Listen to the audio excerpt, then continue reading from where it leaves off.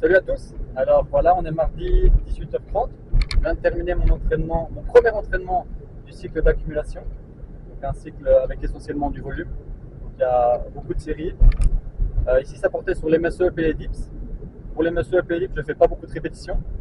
On va voir aussi que j'ai fait pas mal de renforts, épaules et pecs. Donc je vous ai filmé tout ça. Mais pour pas que ce vlog dure 40 minutes, moi ce que je vous propose, c'est que d'abord je vous réexplique avec ma casquette de coach mon tableau Excel, les exercices et leur utilité. Et ensuite que je vous montre la réalisation de l'exercice en tant qu'athlète. Et vous verrez que moi j'aime beaucoup utiliser les élastiques. Donc ça m'aide à garder la tension en dips, ça m'aide à travailler la transition en muscle up. Et donc je vais vous expliquer tous mes petits trucs et voilà, n'hésitez pas à vous abonner à la chaîne. Tout de suite.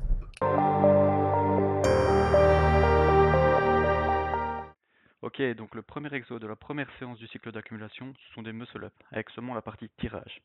Donc je vais faire beaucoup de volume, 5 sets de 3 reps. Je vais utiliser un poids de 15 kg et des bandes élastiques. Donc je vous ai fait quelques petites explications pour mon utilisation des bandes élastiques. Donc en fait en muscle up, on peut placer la bande élastique devant nous. Et donc là, ça va nous ralentir dans le retour, donc l'élastique va tirer vers l'avant. Et donc en fait c'est très intéressant parce que si on tire trop tôt, vous savez tous que nos jambes en muscle up contrebalancent. Et avec l'élastique, ça accentue cette erreur-là. Donc c'est ça l'erreur rouge, elle est accentuée.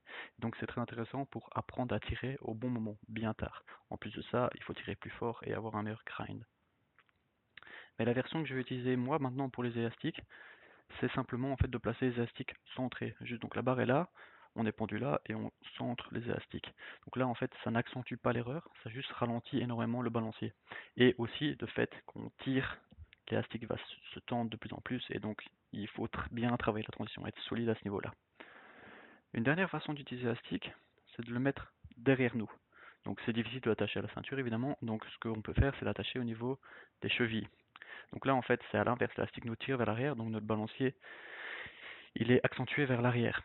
Et nos jambes, du coup, partent vers l'arrière. Et ça, c'est super intéressant pour bien contracter les abdos, avoir une bonne cassure de hanche au niveau de la transition. Donc voilà. Mais comme je vous dis, moi, ici, ce que je veux, c'est bien travailler sur mon tirage, sur ma transition, sans accentuer les erreurs. Et donc, c'est cette version-là que je réalise maintenant.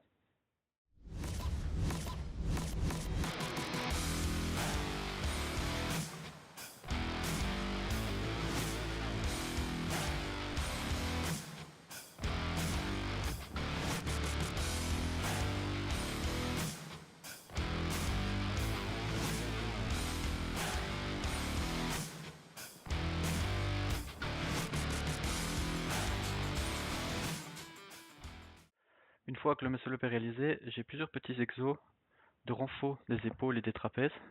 Donc ce sont des exos qui me permettent de stabiliser mes omoplates, stabiliser mes épaules et aussi aller principalement cibler le deltoïde antérieur. Pourquoi? Parce que dans les exercices de streetlifting, le dips, c'est beaucoup les deltoïdes postérieurs qui travaillent et du coup c'est bien pour avoir une certaine structure et une certaine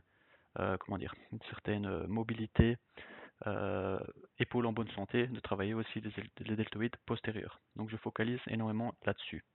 Et aussi, des exercices comme le pull apart, le chest superflight me permettent d'avoir une mobilité thoracique et aussi de voir mes déséquilibres. Donc si j'ai une épaule qui se lève un peu plus, si j'ai un pec qui est un peu plus raide, donc ça, on les travaille avec des petites charges. Keep going, keep going, keep going, keep going, keep going, keep going, keep going, keep going, keep going, I gotta keep going, keep going, I gotta keep going, keep going, I gotta keep going, keep going, I gotta keep going, keep going, I gotta keep going, keep going, I gotta keep going. Donc une fois ces exercices de mobilité faits, en fait ils servent en quelque sorte d'échauffement pour le dips.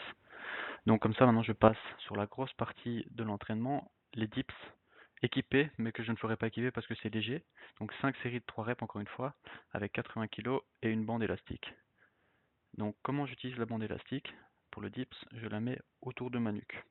Donc il est important de faire un ou deux tours autour du poignet si besoin, parce qu'il faut qu'on ait une tension avec l'élastique dès le mouvement bas, et évidemment plus on monte, plus ça va tendre. Donc à quoi ça me sert cet élastique-là? C'est parce que, comme vous avez vu, j'ai un tempo de dips 4-0-0, donc 4 secondes sur la partie excentrique. Donc, moi, le dips, comment je fais? Je fais pas de coup de hanche, je fais pas de portefeuille, je descends et je monte. Et en fait, du coup, ce qui est dangereux pour moi et pour mon pec, c'est de perdre la tension. Si à un moment, hop, j'ai une petite perte de tension, une perte d'équilibre, ben, c'est ainsi que mon pec a sauté, mais soit. Donc l'élastique en fait me met une tension dès le début avec un tempo bien contrôlé, je descends bas, je garde la tension et puis je remonte et plus je monte, plus l'élastique tire et plus je grind un petit peu. Bon, le grind il est minime, hein, c'est 15 kg sur des charges de dips, c'est pas énorme, mais voilà à quoi ça me sert. Donc ça me sert d'éviter de perdre cette tension, d'éviter que mon pec ressaute à nouveau.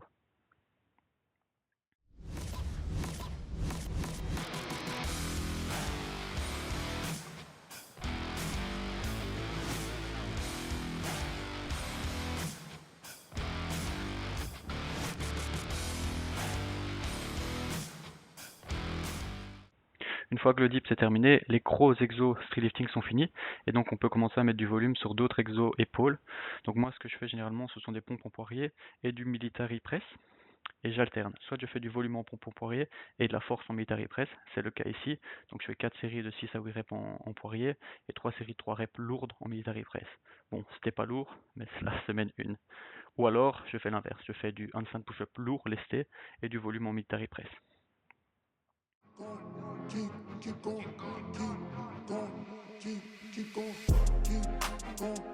I gotta keep going. I gotta keep going. I gotta keep going. I gotta keep going. I gotta keep going. I gotta keep going. I gotta keep going. Une fois ces exos finis, donc là on n'a plus que 2 petits exos de renfort. Donc le pec fly machine. Alors moi avec la déchirure que j'ai eue au pec au niveau de l'insertion pec-épaule, j'ai des douleurs énormément dans l'étirement. Donc ce que je fais ce sont des longues séries, donc 20 répétitions et 5 sets, mais très très légers pour en fait aller étirer mon pec, envoyer du sang pour la récupération et petit à petit régénérer mes fibres musculaires. Donc ça c'est ce que je fais pour la renfo des pecs. Et finalement je termine souvent par des abdos. Et donc ici, ce qui est très intéressant pour le muscle up, c'est d'avoir un beau hollow, un beau maintien en hollow. Et donc le dragon flag est super intéressant pour ça. Et moi, je rajoute une petite bande élastique pour avoir du mal dans le tirage et pour pas que mon dos cambre et travaille justement cette sangle abdominale hyper intéressante pour les muscle up. I gotta keep going. I gotta keep going. I gotta keep going. I gotta keep going. I gotta keep going. I gotta keep going. I gotta keep going. I don't half step cause I know the Jeudi 2 août, la première semaine du cycle d'accumulation est finie, donc ça s'est bien passé. Mon poids aussi s'est un peu restabilisé autour de 87,5-88 kg. C'est nickel. Par rapport à YouTube, je tiens à m'excuser pour la qualité de mon micro qui laisse à désirer. Je me suis aussi un peu perdu dans l'explication des deltoïdes postérieurs et antérieurs. Donc en gros, pour faire simple, le dips travaille énormément l'avant d'épaule et donc je renforce beaucoup l'arrière d'épaule pour essayer d'équilibrer mon épaule et d'être plus symétrique. Mais à ce propos, j'aimerais bien savoir si ça vous intéresse que je rentre autant dans les détails de mes entraînements, de comment j'utilise les élastiques ou pas, ou sur cette chaîne, Gore Sport, ce qui vous intéresse, vous, ce sont les performances. Donc dites-moi tout ça en commentaire et comme d'habitude, n'hésitez pas à liker, tout ça, c'est bon pour mes débuts.